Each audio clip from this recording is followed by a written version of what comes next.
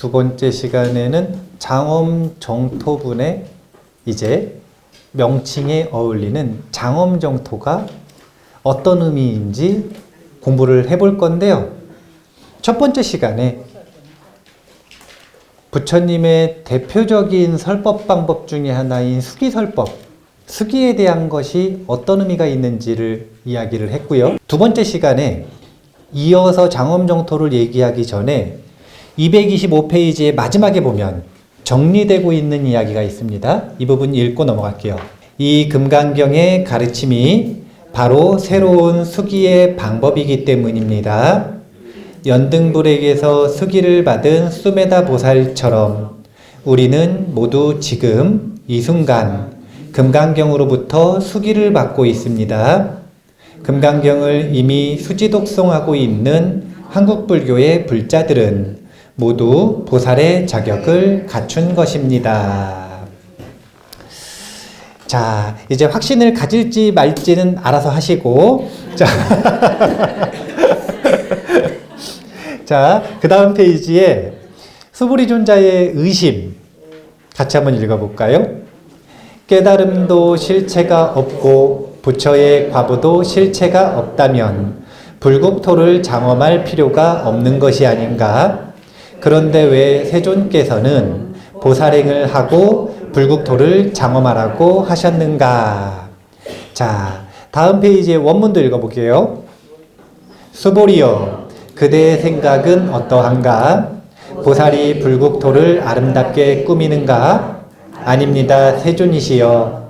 왜냐하면 불국토를 아름답게 꾸민다는 것은 아름답게 꾸미는 것이 아니므로 아름답게 꾸민다고 말하기 때문입니다.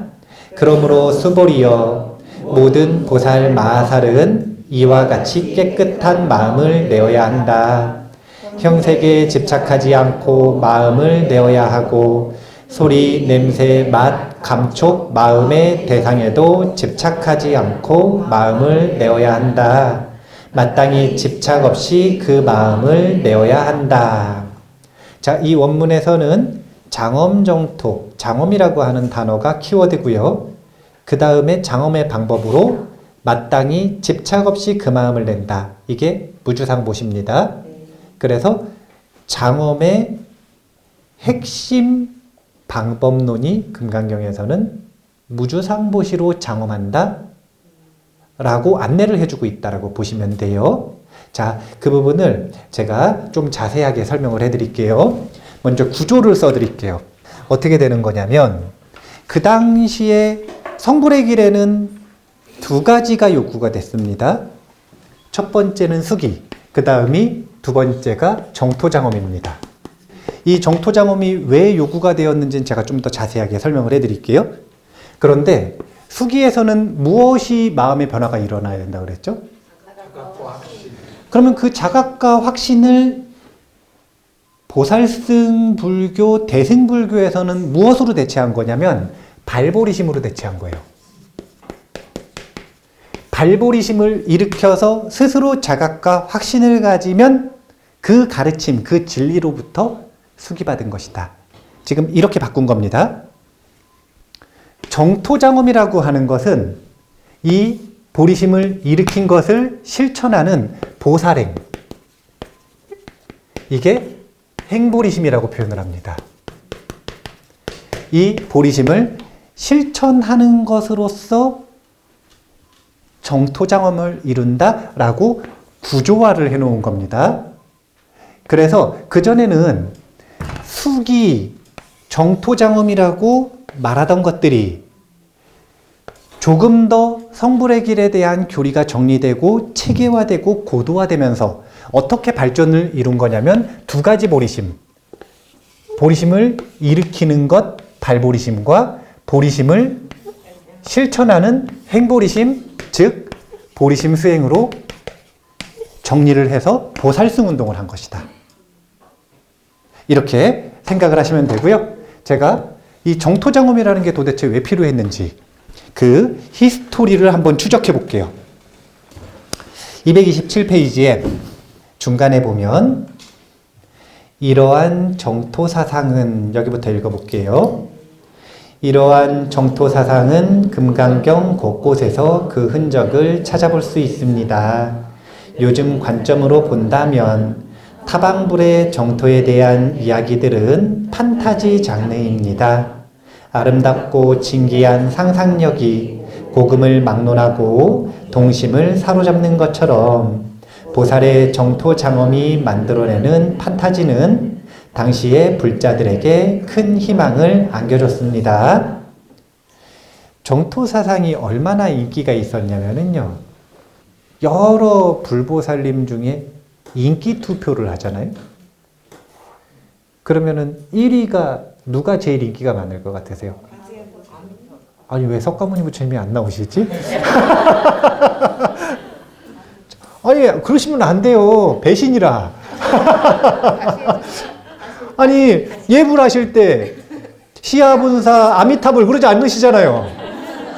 본사 서가모니불이라고 하시고 왜 인기투표를 할 때는 아미타불이나 관세음보살을 찍느냐 이거예요.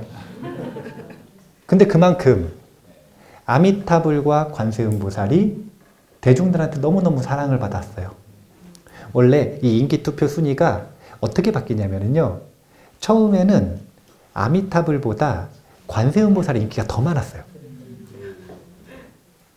처음에는. 근데 그럴 수밖에 없었던 게 원래 관세음보살이 먼저 등장을 했거든요. 역사에. 근데 그러다가 아미타불이 등장을 했는데 아미타불이 급격하게 인기투표 2위까지 쫓아온 거예요. 그러다가 역전할 때 나타난 현상이 뭐였냐면 관세음보살님이 아미타불을 여기다 모시기 시작했어.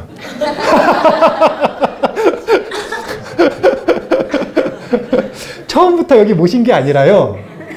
인기투표가 관세음보살이 더 인기가 있을 때는 아미타불하고 별개였어요, 원래.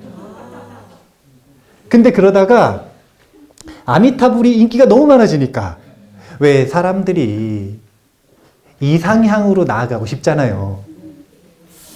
그래서 이웃 종교에서는 천국을 그래 가고 싶은 거 아닙니까? 근데 불교에서 제일 인기 있는 천국이 바로 극락세계거든요. 그러니까 극락세계 너무 가고 싶으니까 인기투표가 인기가 올라가니까 여기다 모시고 협시보살로 들어가신 겁니다. 오른팔로. 그런 히스토리가 있어요. 자, 근데 이 이야기를 왜 하냐면 그 과정을 놓고 보면 보살이라고 하는 분은 초기 불교에 있다고 했나요? 없다고 했나요? 있다고 했죠. 한 분. 자타카소 석가모니 부처님. 그러니까 처음에는 이런 식이에요. 뭐냐면 자타카에 나오는 그 수없는 석가모니 부처님의 전생은 뭐라고 불러야 돼요? 우리는 지금 와서 그분이 석가모니 부처님 된 거 아니까 부처님 그러지만 근데 아직 부처님 안 됐잖아요. 아니 그러니까 명칭이 없잖아요. 석가모니 부처님이라고 부를 수도 없고 고타마 시탈타라고 부를 수도 없고 시탈타의 전생 120번째 이렇게 부를 수도 없고 그러니까 명칭이 분명하지가 않잖아요.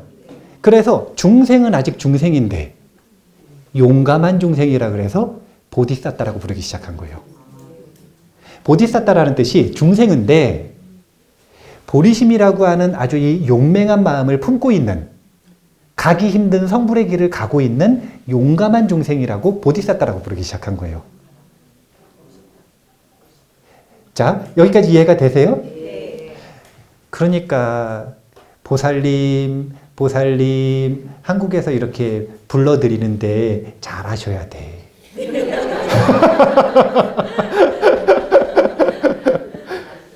그 명칭이 굉장히 무거운 건데 우리나라는 진짜 보살님이라고 하는 명칭을 쉽게 불러요. 물론 거기에는 자비심이 녹아 있습니다. 보살님처럼 살아주시면 좋겠다라고 하는 마음가짐. 근데 부처님 당시에는 오직 석가모니 부처님 한 분이었어요. 근데 문제가 생기기 시작했습니다. 어떤 문제가 생겼냐면 부처님 돌아가셨어요. 부처님이 반열반하셨습니다. 자, 이게 도대체 뭐가 문제냐? 안한존자가 부처님 돌아가시기 3개월 전에 부처님한테 선언을 듣습니다. 뭐라 그러시냐면, 내가 급하게 급작스럽게 열반에 들 수는 없다. 내가 이제 열반할 때가 됐는데 역대 부처님들이 어떻게 열반하셨는지 봤더니 급작스럽게 하는 게 아니라 그래도 100일 전에는, 6개월 전에는 미리 제자들이 마음의 준비를 할 수 있게 얘기를 해줘야 된다. 그래서 본인이 열반하시겠다고 얘기를 하는 거예요. 근데 안한존자가 나중에 이 순간을 가지고 비판을 엄청 받거든요. 왜냐하면 열반하시겠다고 하면 안한존자는 시자로서 정신을 똑바로 차리고 뭐라고 했어야 돼요? 세상에 오래 머물러 주십시오. 청주를 요청했어야 되는데, 그러니까 우리가 칠지공양이라는 걸 배워야 된다니까요. 칠지공양을 배우고 항상 실천을 했다면 칠지공양에 청법과 청주가 있거든요. 세상에 머물러 달라고 부탁을 드리는 것. 왜냐하면 그 부탁을 받으시면 석가모니 부처님은 흩어지려고 하는 지수화풍이라는 이 샹카라를 붙잡아둘 수 있는 신통이 있으세요. 그래서 1년 더 계셔달라 그러면 1년 더, 10년 더 계셔달라 그러면 10년 더 계실 수가 있거든요. 근데 안한존자가 정신이 나가버렸어. 그러니까 정신이 왜 나간 거예요? 이걸 말하고 싶은 거예요. 안한존자가 정신이 왜 나갔어요, 지금? 그래, 열반에 드신다는데 정신이 왜 나갔어요? 부처님 가시니까 슬퍼서? 인도는 유라시아 이런 표현을 해가지고 동서양의 중심인 것처럼 보이지만 서양이라. 서양이에요. 거기 토속민족들은 동양인이지만 그 문화를 만든 아리아인들은 그리스인들이거든요. 그럼 그 문화는 서양 문화잖아요. 그러면 지극히 개인주의적이에요. 그러면 본인 스승 가신다고 슬퍼가지고 울겠어요? 아니면 나 아직 수행 다 못했는데, 나 아직 수행 다 못했는데 벌써 가시면 어떡하지? 이거거든요. 그러니까 거기 당황해가지고 슬퍼하느냐고 이거 잊어버리신 거예요, 지금. 자, 이 얘기를 왜 하냐면요. 단열반에 드셨다라고 하는 것을 들으니까 여러 제자들이, 그리고 후대에 부처님을 한 번도 못 본 제자들이 정말 아쉬운 건 부처님 가신 게 아쉬운 거예요? 내가 못 배우는 게 아쉬운 거예요? 직접 배우면 좋겠는데 직강을 못 듣는 거라 지금. 아니 직접 들어야 되는데 못 듣는 거, 이게 너무 아쉽잖아요. 네. 그러니까 부처님에 대한 그리움들이 계속 쌓이는 겁니다. 근데 처음엔 괜찮았어요. 왜냐하면 부처님 직접 보고 배운 일대 제자들이 남아 있었거든요. 안한존자도 120세까지 사셨다 그러고, 라우라 존자가 제일 늦게까지 사셨어요. 왜냐하면 3위 때 출가하셨는데 라우라 존자도 120세까지 사셨거든요. 그러니까 라우라 존자가 거의 마지막 일대 제자예요. 이렇게 일대 제자가 남아있을 때는 석가모니 부처님 가신 지 그래도 한 7, 80년 됐어도 아직까지 직접 본 분이 말을 해주시면 실감이 나잖아요. 근데 딱 100년 딱 지나잖아요. 그럼 이제 석가모니 부처님 직접 본 사람이 아무도 없는 거예요. 그리고 100년 전 이야기예요. 100년 전 이야기면 조선시대 얘기인 거 아니야? 그죠? 그러니까 불교가 점점 멀게 느껴지고, 그리고 또 석가모니 부처님이 너무너무 그리워지기 시작하는 거예요. 왜냐하면 석가모니 부처님의 역할을 승단이 이어받았는데 승단이 선호념과 선부촉이라고 하는 역할을 충분히 해주질 못하는 거예요.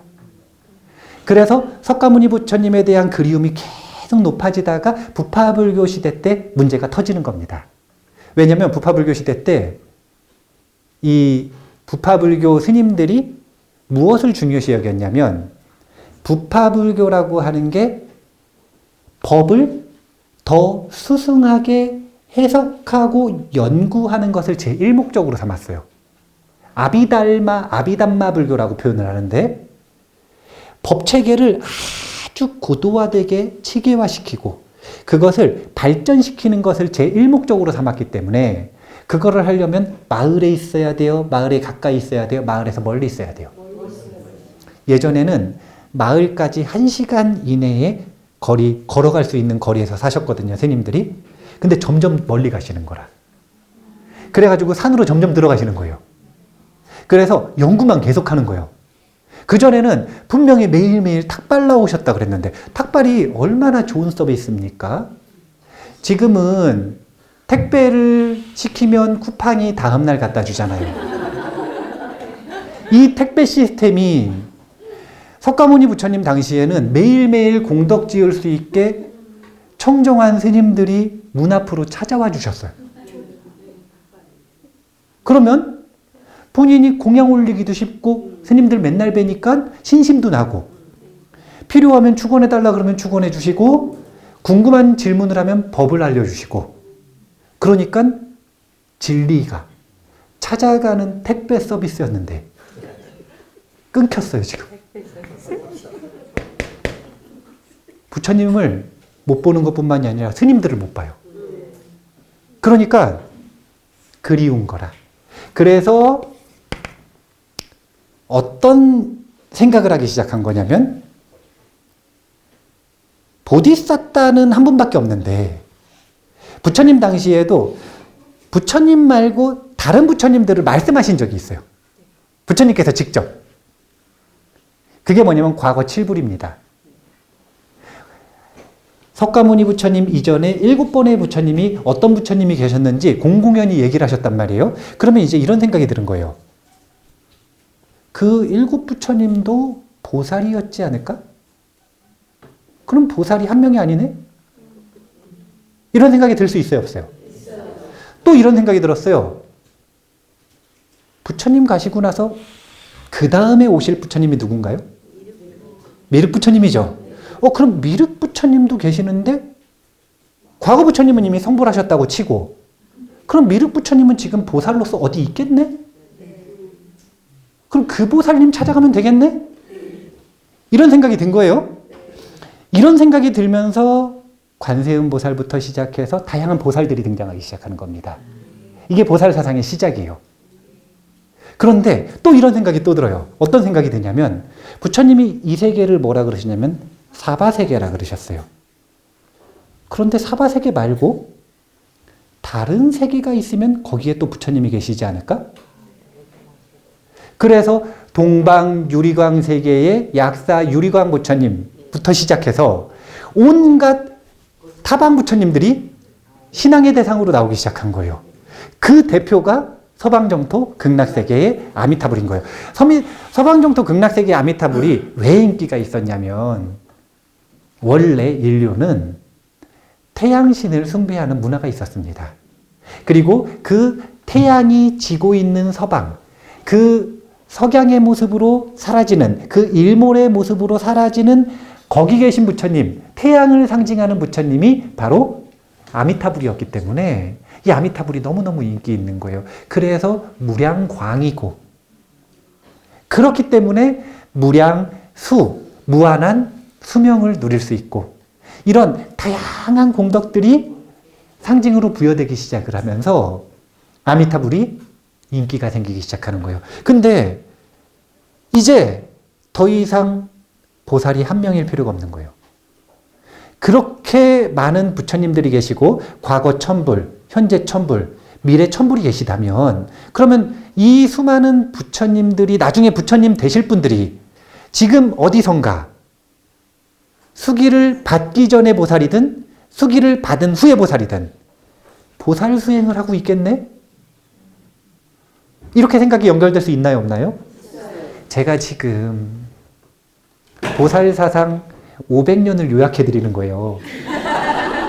보살 사상이 500년이 지금 이렇게 요약되는 거거든요. 생각이 이렇게 전개된 거예요. 그래서 결국은 그렇다면 우리가 발견하고 우리가 알아볼 수는 없지만 내 주위에 분명히 보살님들이 계실 것이다. 그리고 그들과 나의 차이가 뭘까? 이걸 수기에서 찾았던 거예요. 자기 자신이 보리심을 일으켜서 보살의 길을 가고 있다라고 하는 자각과 확신이 있는가 없는가. 그러면 그것은 꼭 수기를 받아야 되는가? 보리심을 일으키는 것으로 되는가? 이런 법의 연구들이 이루어지는 겁니다. 자, 그렇다면 그렇게 타방 부처님들이 계시는데 근데 타방 부처님들의 특징이 뭡니까? 자기만의 정토를 가지고 계세요. 그래서 이런 생각이 든 거예요. 아, 그러면 보리심을 일으키고 성불의 길을 가려면 자기의 정토를 만드는 정토장엄을 반드시 해야 되는구나. 자신만의 정토를 반드시 만들어야 되는구나. 그래서 필수사항으로 두 가지가 꼽힌 겁니다. 수기와 정토장엄. 이것이 성불을 하는 필수적인 요인으로 꼽혔던 거예요. 정토장엄이라는 걸 왜 손에 꼽았는지 지금 이 히스토리 속에서 이해를 하시면 좋을 것 같아요. 자, 그래서 장엄이라고 하는 게 무엇인지를 오늘 이제 한번 생각을 해볼 겁니다. 이걸 알기 위해서 두 가지 장엄에 대한 공부를 해야 되는데 230페이지에 유상정토와 무상정토가 있습니다. 첫 부분에 있는 문단 같이 한번 읽어볼게요. 정토는 여러 가지 유형이 있습니다. 당시에도 미륵보살의 용화세계, 아미타불의 서방정토 극락세계 등 다양한 정토가 불자들의 사랑을 받았을 것입니다. 이 중에서도 특히 극락세계는 일종의 최신식 정토로서 수백억 정토를 관람한 후 법장 비구 모든 정토의 가장 큰 장점만을 모아서 만들었다고 합니다. 이곳은 최신상인 만큼 최고의 장엄으로 중생들의 마음을 끌기 때문에 불교 역사상 인기가 가장 많은 정토입니다. 자, 이렇게 타방세계, 이 우주가 있으면 다른 차원의 우주에, 저 멀리에, 다른 세계에 실제로 정토가 있을 것이다 라고 하는 사상을 무슨 정토라고 하는 거냐면 유상정토라고 하는 겁니다. 상을 이뤘다 해서 실제하는 정토, 유상정토. 자, 그 다음에 무상정토의 이야기는 뒷부분에 나옵니다. 231페이지의 맨 아랫부분에 반야부의 등장 이전에는, 여기부터 같이 읽을게요. 반야부의 등장 이전에는 보살이 장엄하는 불국토에 대해서 대부분 유상정토의 입장을 취했습니다. 그렇기에 서쪽으로 100만억 불국토를 지나 실제의 서방정토 극락세계가 존재한다는 입장이었습니다. 그런데 반야부의 등장 이후 유상정토에 대비되는 무상정토가 등장합니다. 지금 이 마음이 청정하면 자성의 서방정토다. 이것은 육조 해능 스님의 육조단경에 나오는 무상정토에 대한 표현입니다. 자, 그렇다면 지금 이 마음이 청정하면 자성의 서방정토다. 이것은 외부의 극락세계가 있다는 건가요? 마음의 극락세계가 있다는 건가요? 이걸 무상정토라고 해요. 또 대표적으로 유마경에도 이런 표현이 나옵니다. 뒷페이지 봐보세요. 고든 마음이 보살의 정토요. 깊은 마음이 보살의 정토며 보리심이 보살의 정토이다. 보살의 정토는 마음에 있다는 것입니다. 정토를 장엄해야 되는데 정토가 유상정토와 무상정토가 있으니까 이 유상정토와 무상정토끼리 서로 싸우기 시작했습니다. 이 싸움은 지금도 이어지고 있어요. 이게 뭡니까? 유왕과 무왕에게 지배당하고 있는 거죠. 부처님은 유왕도 아니고 무왕도 아니고 중도지왕이라고 하셨는데 자꾸 중도의 공성에서 그걸 잊어버리고 유에 사로잡히기도 무에 사로잡히기도 하니까 자꾸 싸우는 거예요. 그런데 유상정토와 무상정토는 서로 다른 게 아니라 하나입니다. 제가 이걸 이미 한번 사실은 설명을 했어요. 언제 설명했냐면 불교의 우주관에 대해서 설명을 할 때 어떻게 설명을 했냐면 삼계라고 하는 게 있는데 이 3개가 기세간으로서 실제하는 3개가 있고, 그게 아니라 이런 외부적인 환경이 아닌 중생세간으로서의 어떤 3개냐면 유심 3개가 있다라고 이야기를 했어요. 마음에 존재하는 3개가 있다. 그런데 이 두 가지를 그때 어떻게 풀었냐면, 예를 들면 이런 겁니다. 예를 들면 이런 겁니다. 기세간 중에 악귀세계가 있어요. 악귀세계는 실제할까요? 실제하지 않을까요? 네? 말을 두려워하지 마세요. 제가 오늘 분명한 표현을 니까야에서 봤어요. 어떤 표현이냐면 사리푸타 존자가 깨닫는 장면이거든요. 사리푸타 존자는 어떤 인연으로 깨달았냐면요, 본인 조카가 석가모니 부처님을 찾아왔어요. 시비 걸러. 우리 삼촌 데리고 갔다고 시비 걸러 찾아왔거든요. 그래가지고 석가모니 부처님한테 막 논쟁을 막 걸려 그러는데, 모든 논쟁은 희론이다라고 하는 설명을 쭉 해주시는데, 조카한테 설법하는 걸 석가모니 부처님 뒤에서 부채질하다가 듣고 깨달았어요. 사리불존자는 그렇게 깨달았거든요. 본인한테 해주신 설법이 아니라 조카한테 해주시는 설법 듣고 그렇게 깨달은 거예요. 사리불존자가. 법의 사령관이. 독특합니다. 굉장히 독특한데, 그 내용 속에 보면 모든 세간의 논쟁이 왜 희론인지에 대해서 자세하게 설명을 하시면서 본인의 입장을 분명하게 말씀하십니다. 뭐라 그러시냐면, 세간의 모든 말들은 허상이지만 깨달은 존재들이 그 세간의 언어를 사용하는 것은 그 세간의 언어에 사로잡힌 것이 아니라 그 언어를 활용할 뿐이다. 그 언어가 진실이라고 집착하는 것이 아니라 그것을 그저 활용할 뿐이다. 이렇게 성인들이 언어를 활용하는 입장을 보여주시거든요. 그러니까 답변을 하실 때 이게 맞나 틀리나 공성에 어긋나나 그런 거 따지 마시고 그냥 곧바로 답변하시면 됩니다. 다시 한번 해볼게요. 자, 악의세계는 실제하나요? 실제하지 않나요? 실제하지 않습니다. 아니, 실제하죠.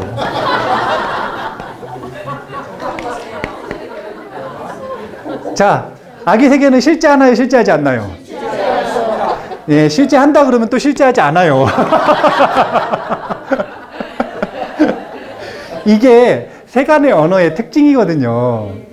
그래서 활용한다라는 건 무슨 뜻이냐면, 실제한다고 집착하는 분들에게는 석가모니 부처님 뭐라고 그러셨냐면 실제하지 않는다고 하셨고, 실제하지 않는다고 집착하는 분들에게는 실제한다 그러셨어요. 그러니까 이 악의세계라고 하는 것은 우리 인간 세계의 경험이 있듯 악의의 세계의 경험은 있습니다. 그것을 실제한다고 할지 안 한다고 할지는 관점에 따라 언어를 다르게 쓸 수 있는 거예요.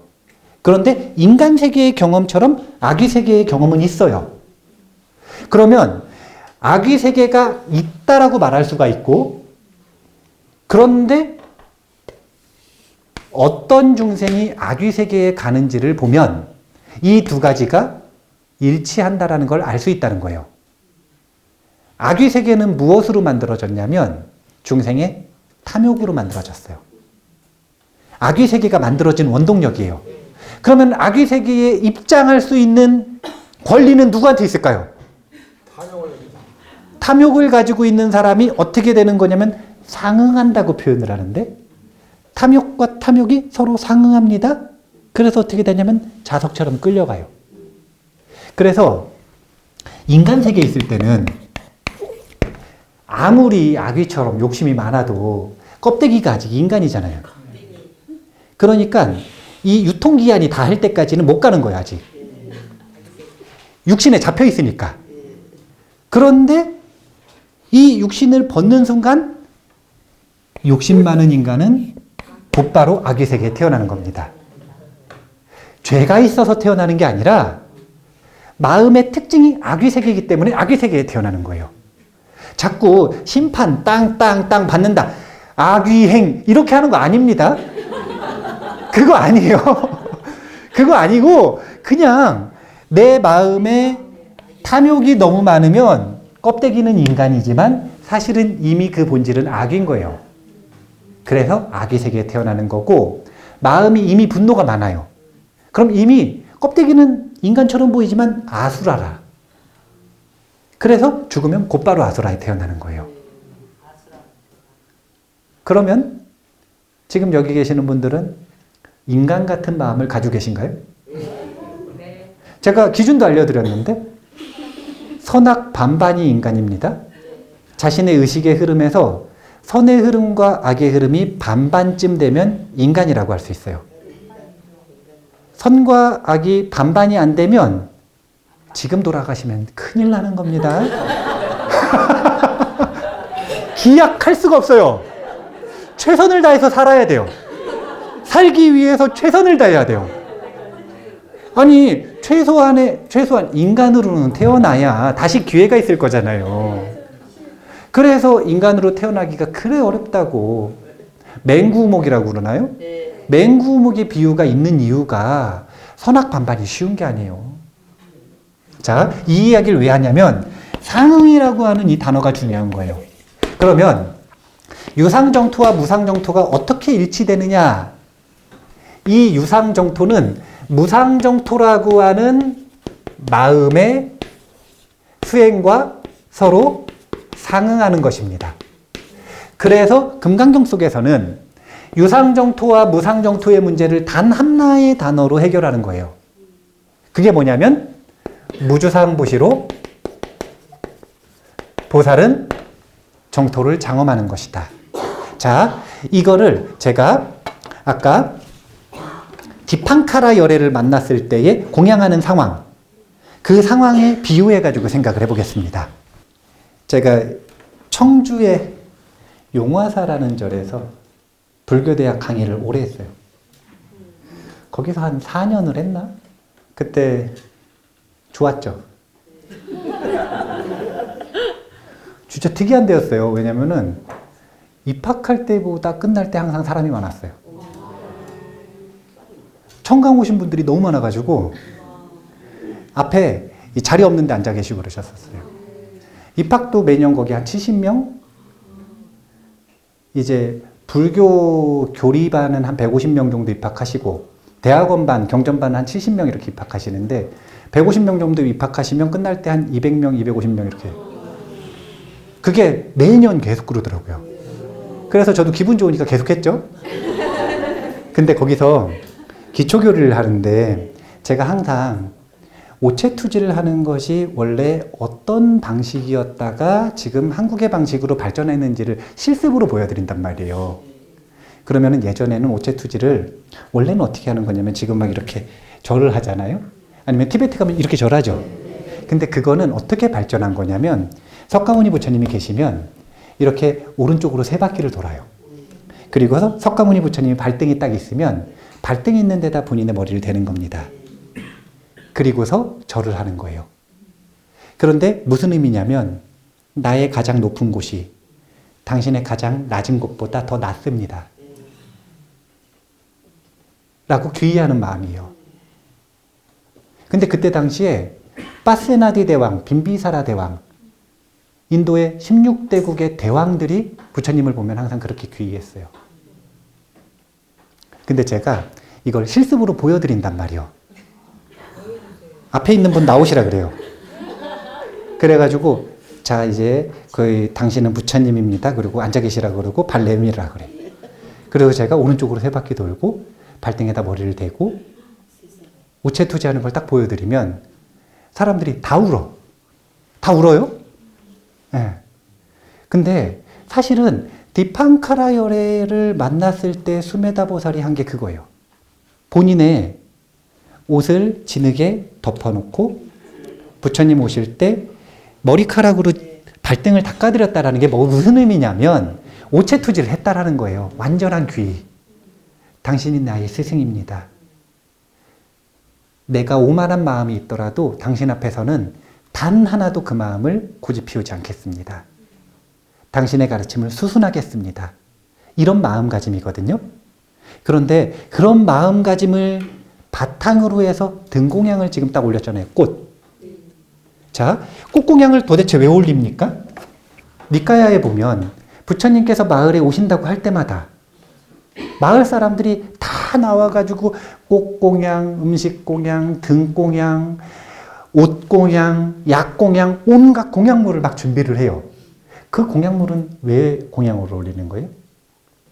자, 오늘의 단어 가지고 하죠. 장엄하기 위해서죠.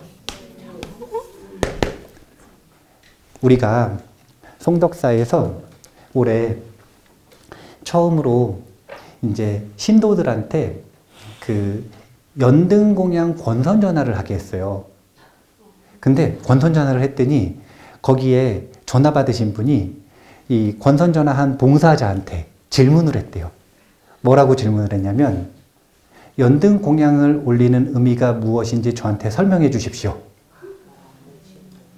그러니까 이 법부님이 뭐라 그랬냐면 연등공양을 올리면 큰 공덕이 있어서 원하는 게 있으면 다 이루어질 수 있다. 소원 성취. 그러니까 들으시는 분이 그것도 맞는데 저는 연등공양이 부처님 오시는 길에 빛을 장엄해 드리기 위해서 공양 올리겠습니다. 딱 이러더래요.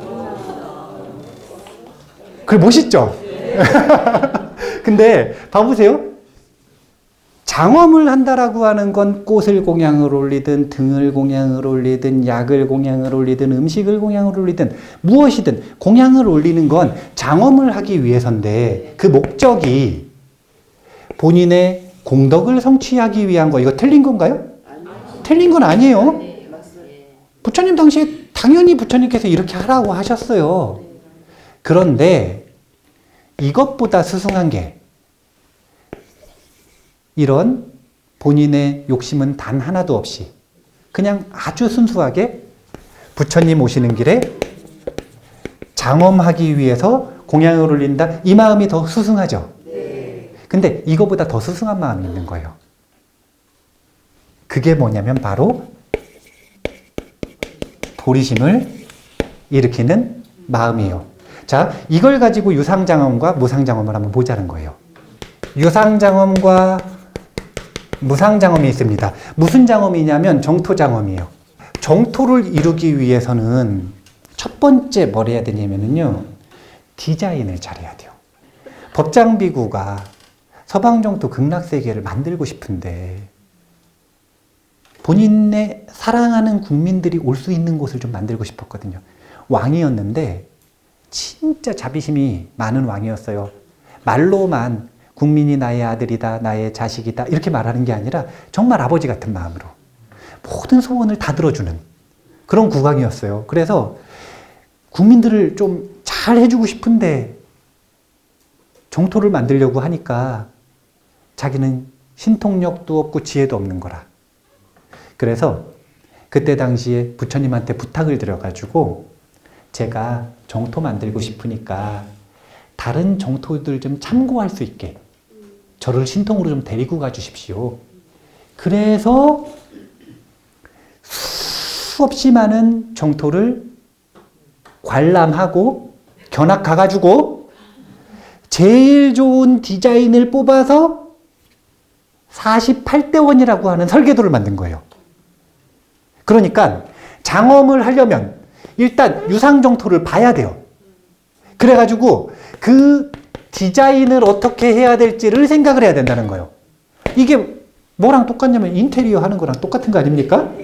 인테리어 하려면 인테리어에 잘 된 데를 일단 가서 봐야 될 거 아니에요. 그러면 가가지고 봐요. 그러면은 야 저거는 진짜 좋다. 아 저거는 나도 해야겠다. 이런 게 생기죠. 유상의 디자인을 희망하기 시작했다고 해서 거기서 끝나는 게 아닌 거예요. 어떻게 해야 되냐면 이 디자인을 어떤 원리로 했는지를 알아야 돼요. 이걸 모르면 어떻게 되냐면 꽃을 만들기 위해 조화를 만듭니다. 꽃이 너무 아름다워요. 너무 부러워요. 그럼 뭘 해야 돼요? 꽃을 심어야 되죠. 근데 원리를 모르면 어떻게 되냐면 조화를 흉내내는 거예요. 겉보기에 유상은 흉내를 낼 수가 있죠.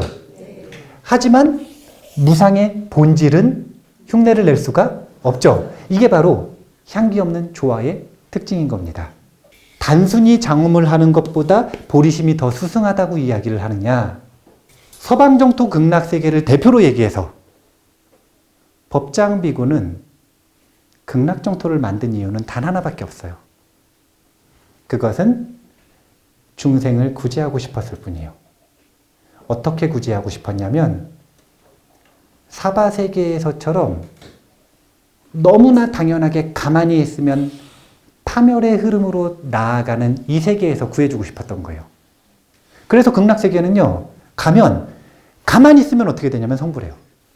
극락세계에서는 태양을 봅니다.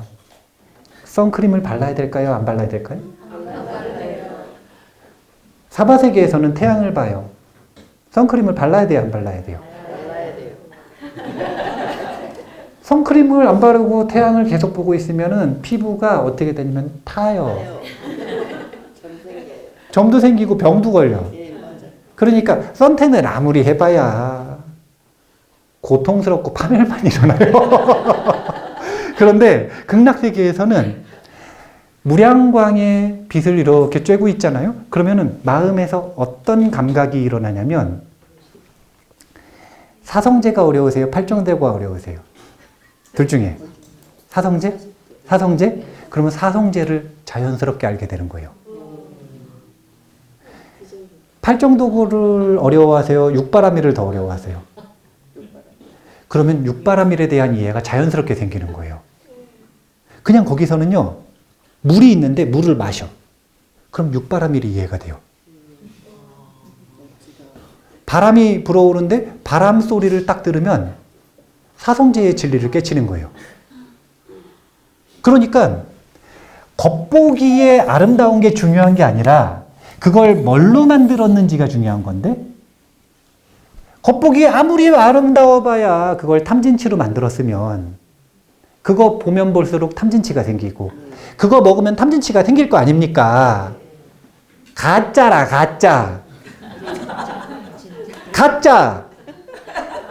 근데 진짜가 되려면 그걸 도대체 뭘로 만들었는지를 분명하게 알아야 되는데, 모든 보살들의 극락정토, 정토장엄은 그 원동력이자 재료가 바로 보리심이에요. 보리심으로 만들었기 때문에 그 장엄을 경험한다는 건, 그걸 보든 듣든 만지든 마시든 그 모든 것이 보리심을 경험하는 것이 되는 겁니다. 그래서 자연스럽게 그 보리심에 의해서 내가 성불의 길로 나아갈 수밖에 없는, 거기서는 그냥 자고 일어나면 맨날 의식이 성장해 있는 거예요. 그냥 나는 자고 놀고 종치면 나가가지고 설법 듣고 뛰어놀다가 다시 또 들어가서 자고, 그런 세계가 있다고 믿어지세요? 없는 것 같으세요?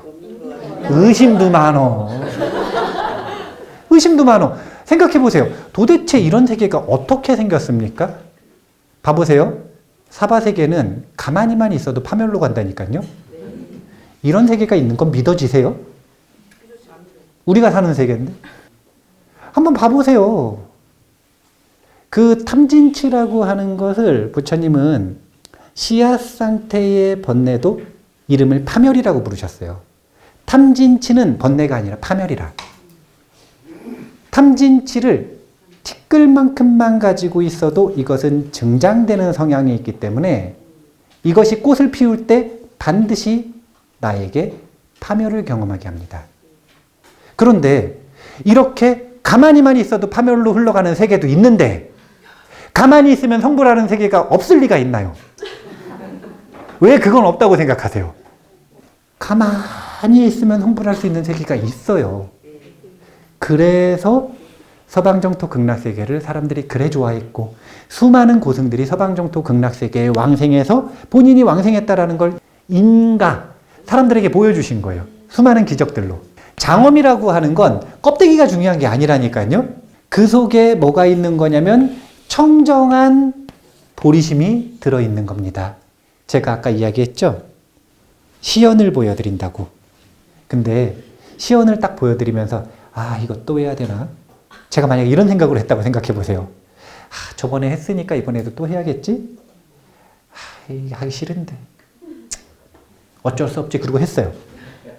그러면 사람들이 눈물이 날까요? 안 나죠. 나시는 분들은 잘 쏘구시는 분들이라. 사기꾼들한테 잘 쏘구시는 분들. 사람들은 그 껍데기, 향기 없는 껍데기의 유상장엄을 보고 감동하는 게 아니에요. 그 안에 있는 보리심에 마음이 움직이는 겁니다. 그래서 정토장엄이라고 하는 건 유상정토를 반드시 이룩하게 되어 있어요. 그런데 그 재료가 뭐냐면 보리심인 거예요.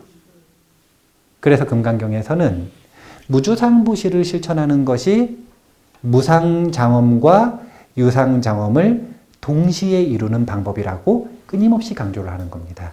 보살은 정토장엄을 해야 합니다. 아니, 생각해 보세요. 정토장엄을 안 하고 중생을 어떻게 구해요? 정토장엄을 안 하고 중생을 어떻게 구하나요? 못 구해요. 그럼 보살의 정체성에 어긋나는 거예요. 보살의 수행을 할 수 없습니다. 그래서 어쩔 수 없이 보살의 정토장엄을 해야 돼요. 근데 그걸 하는 방법은 아무렇게나 흉내를 내는 게 아니라 무주상보시라고 하는 행보리심의 실천으로 정토장엄을 이룩하는 겁니다. 그래서 꽃공양, 등공양, 음식공양, 약공양, 옷공양, 그 모든 공양들을 공양을 올릴 때 공덕에 차별이 있다고 자꾸 얘기하는 거예요. 삼륜 청정에 따라. 흉내만 내면 공덕은 있기는 하지만 크지 않다. 그런데 청정한 마음으로 청정한 물건을 가지고 청정한 대상에게 공양을 올리면 보리심을 실천하면 그러면 공덕이 크다. 그래서 우리가 이 두 가지 장엄이라고 하는 게 유상과 무상 서로 다른 것이 아니라 하나의 원동력으로 마음과 현상이 동시에 바뀐다. 이렇게 기억을 하셔야 됩니다. 자, 뒤로 넘어가서요. 233페이지 맨 마지막 보겠습니다. 여기 계시는 분들은 금강경을 10개월이나 하셨기 때문에 보리심이 무엇인지 아셨고 그래서 할지 말지 좀 생각도 해보셨고 그런데 지금까지 열심히 들으시는 건 하겠다라는 의향이 있는 거고 그러니까 이제 발보리심은 했다고 생각을 하고요. 그러면 이제 행보리심인 정토장엄을 어떤 전략을 가지고 할지를 선택하실 시간입니다. 그래서 정토의 유형 3가지를 제가 소개를 해드리려고 그러는 거예요. 자, 맨 마지막 문단 같이 읽어볼게요. 전통적으로 정토의 유형은 3가지입니다. 첫 번째는 범성, 동거, 토입니다. 이는 범부와 성인이 함께 살아가는 이 세상을 정토로 만드는 것입니다. 두 번째는 삼승 공토입니다. 삼승 공토는 성문, 영각, 보살 등 성인들에게만 허락된 정토입니다. 세 번째는 대승 불공토입니다. 이곳은 극락세계처럼 정토의 주인에 대한 신앙이 있는 존재들에게만 허락된 정토입니다. 지금의 이 선택이 당신의 정토 장엄의 방향성이 될 것입니다. 무주상의 마음으로 선택한 당신의 정토는 무엇인가요? 자, 어떤 정토를 만들고 싶은지 선택해 보세요. 범부와 성인이 살아가는 지금 이 사바세계를 내 능력껏 정토를 만들어 보겠다. 1번. 2번은 내가 만드는 정토에는 성인들만 입장할 수 있다. 삼승 공토. 세 번째는 나에게 믿음을 가지고 있는 사람들을 입장시킨다. 이건 뭐냐면 책임지겠다는 뜻이거든요. 책임져주는 대승불공토. 자, 석가모니 부처님은 셋 중에 뭘 선택하신 것 같으세요? 첫 번째, 범성동거토를 선택하신 겁니다. 아미타불은요? 아미타불은 세 번째. 본인에 대한 믿음을 가지고 있는 이들을 책임져 주는 것. 자, 여기 계시는 분들은 저한테 얘기하지 마시고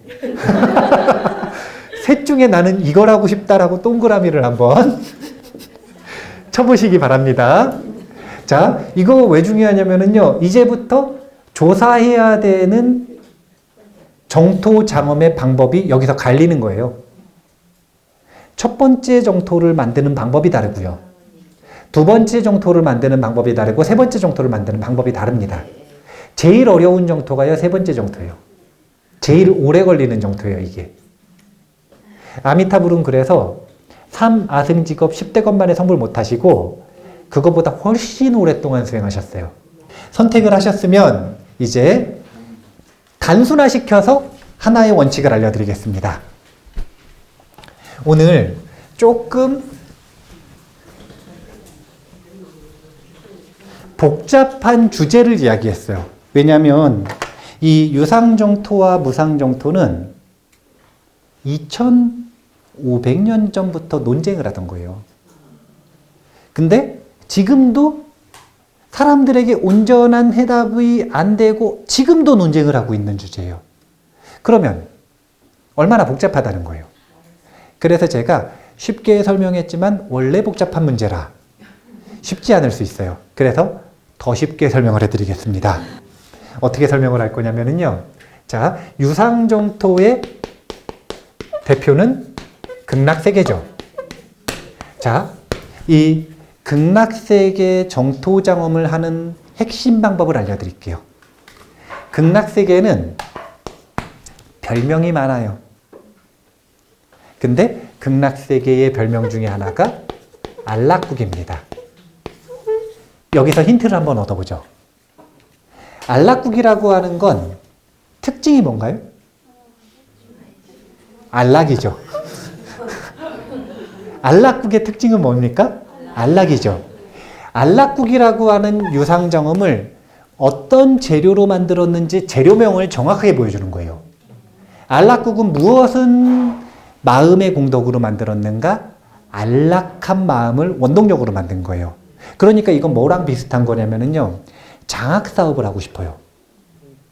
그러면은 장학생들한테 뭘 줘야 돼요? 장학금을 줘야 되죠. 그럼 장학금을 주려고 그럴 때 보통 어떻게 하냐면 장학금을 충분히 모아요.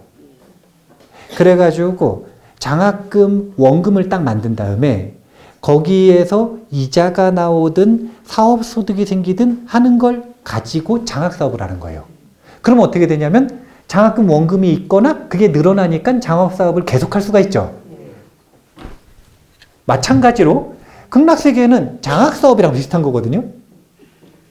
왜냐면 여기 들어오면 들어온 사람한테 바람만 쐬도 성불하게 하고 태양만 받아도 성불하게 하고 지금 이거 인과율에 공정해요? 공정하지 않아요? 공정하지 않죠. 근데 공정하지 않은 게 왜 이루어지냐면 무조건 주는 장학사업에 주인이 있기 때문에 그래요. 아니 본인이 이미 충분한 장학금 모아가지고 그냥 준다는데 아니 생각해 보세요. 장학사업 하는 분이 공부를 잘하든 못하든 나한테 부탁하면 다 주겠다. 그거 누가 가가지고 불공정하다고 신고할 수 있어요? 없죠. 하지만 절대적인 관점에서 보면 다른 사람들이 보기에 좀 불공정해 보일 수도 있어요, 없어요? 있죠. 하지만 극락세계는 그런 세계인 거예요. 왜냐하면 아미타불이 안락이라고 하는 공덕을 충분히 모아놨어요.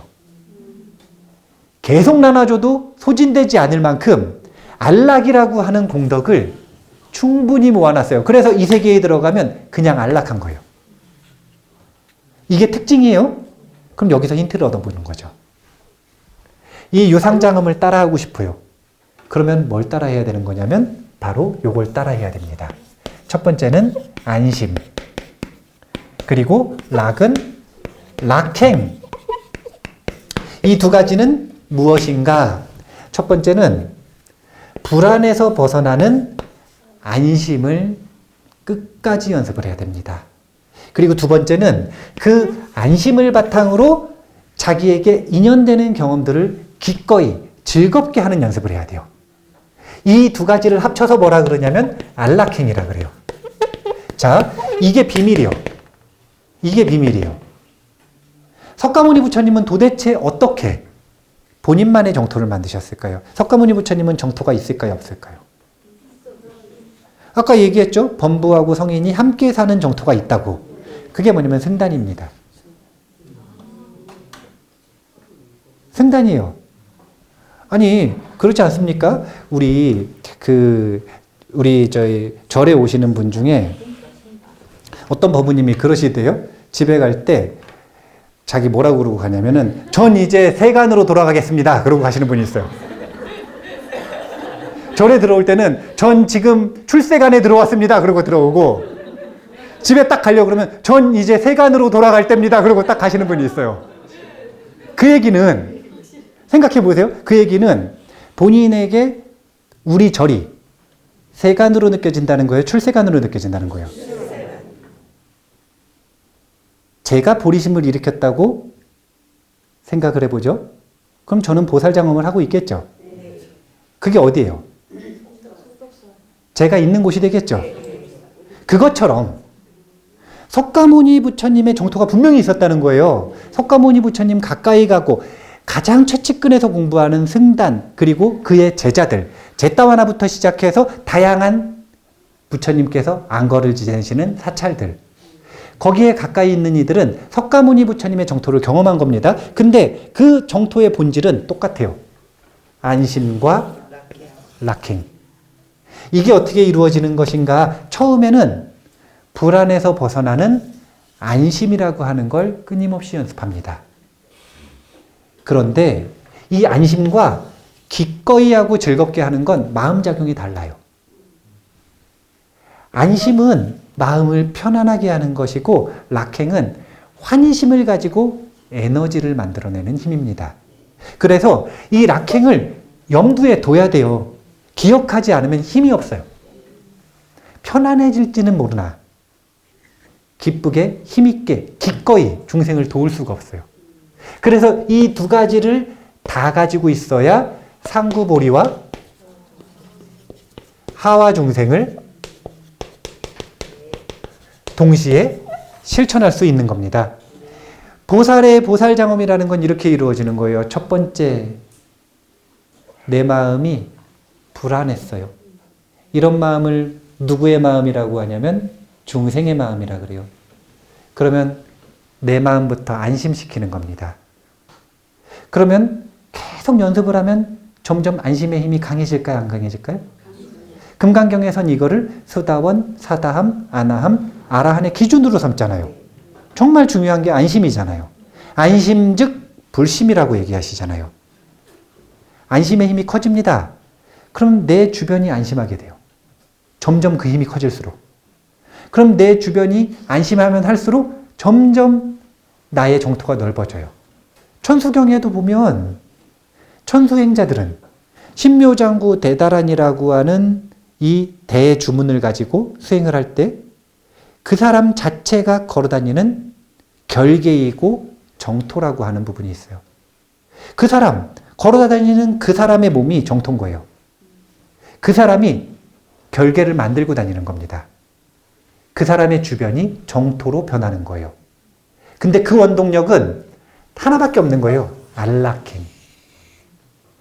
그래서 금강경에서는 끊임없이 안심이 근본이고 이 바냐바라밀의 힘으로써 무주상 보시의 힘으로써 안심을 연습하라 이야기를 하는 겁니다.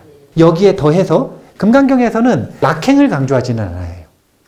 근데 보살의 정토장엄을 힘있게 하고 싶다면 안심에서 넘어가 기꺼이 즐겁게 나와 중생을 돕는 이 태도도 연습하셔야 됩니다. 연습하면 돼요. 연습하면 됩니다. 안심도 연습하고 훈련하면 되고요. 기꺼이 즐겁게 적극적으로 중생을 돕는 락행도 연습하면 됩니다. 정토에 사시는 분들은 이해가 안 돼요. 누가 이해가 안 되냐면은 사바세계가 이해가 안 돼요. 저분들은 어떻게 불안하지? 불안은 어떻게 하는 거지? 연습하면 될까? 너무 궁금한 거예요. 호기심도 생기고. 왜냐면 본인들은 가만히 있으면 안심이니까. 가만히 있으면 탐욕이 사라져요. 가만히 있으면 분노가 녹아요. 이게 너무 당연한데 저기는 어떻게 화를 내지? 저걸 계속 붙잡고 있네? 대단하다. 막 이런 생각이 들거든요. 그냥 이런 거예요. 안심이 연습해도 안 될 것 같은 건 그냥 저 안심을 많이 경험을 못 해봤기 때문에 그런 거예요. 연습하면 다 됩니다. 불안도 연습해서 했듯이 안심도 연습하면 할 수 있고요. 못하겠다 이 생각도 지금 계속 연습 잘해가지고 성취하셨잖아. 툭 하면 못하겠다 이런 생각이 들잖아요. 너무 자연스럽게. 기꺼이 하는 연습도 충분히 연습하면 할 수 있습니다. 그리고 저게 보살이 중생을 구하는 원동력이고 자신만의 정토를 만드는 원동력이다라고 하는 것. 저 재료로 만들어야 꽃향기가 나는 겁니다. 그냥 흉내 내가지고는 안 돼요. 오늘 3가지를 하려고 했는데 수기와 정토장엄과 아미타불이라고 하는 보신까지 하려고 했는데 보신은 다음 시간에 해야 될 것 같아요. 다음 시간에도 또 판타지입니다. 왜냐하면 다음 시간에는 세상에서 제일 키 큰 사람 이야기가 나와요. 수미산만큼 키 큰 사람이 있다는데 이 사람은 도대체 누구고 왜 그런 공덕을 얻게 됐는지 이것을 금강경의 언어로 한번 공부를 해보도록 하겠습니다. 자, 자신만의 정토를 선택하셔서 보살행을 실천하시고 중생을 구하시기 바라겠습니다. 오늘 마무리할게요. 감사합니다.